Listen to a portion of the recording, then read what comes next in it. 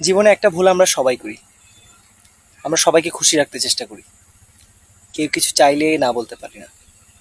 নিজের সময় না থাকলেও বলি, আচ্ছা দেখি কিছু করা যায় কিনা। নিজের সমস্যা থাকলেও অন্যের সমস্যাকে আগে গুরুত্ব দিই। কারণ আমাদের ভয় হয়, না বললে যদি সে আমাকে খারাপ ভাবে।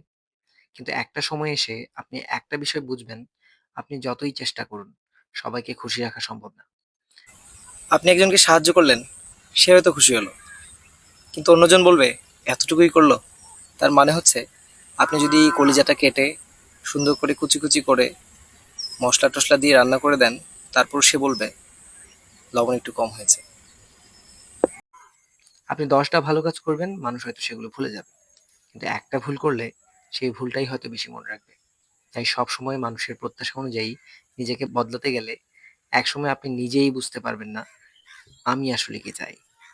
ভালো মানুষ হওয়া অবশ্যই ভালো, মানুষের পাশে দাঁড়ানোও ভালো, কিন্তু নিজের শান্তি, নিজের সময়, নিজের স্বপ্ন সবকিছু বাদ দিয়ে নয়।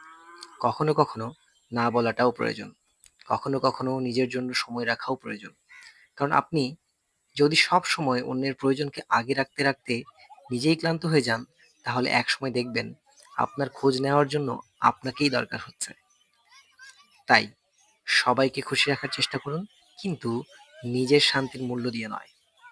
কারণ অন্যের জীবনে ভালো মানুষ হতে গিয়ে নিজের জীবনেই হারিয়ে যাওয়া কোনো সাফল্য নয়। তাই সবাইকে খুশি রাখার চেষ্টা করুন, কিন্তু নিজের শান্তি নষ্ট করে নয়। কারণ সবাইকে খুশি রাখতে গিয়ে নিজের শান্তি নষ্ট করা, এটা কোনো সাফল্যের বিষয় না। ভালো থাকুন, সুস্থ থাকুন। দেখা হচ্ছে পরবর্তী কোনো ব্লগে। আল্লাহ হাফেজ।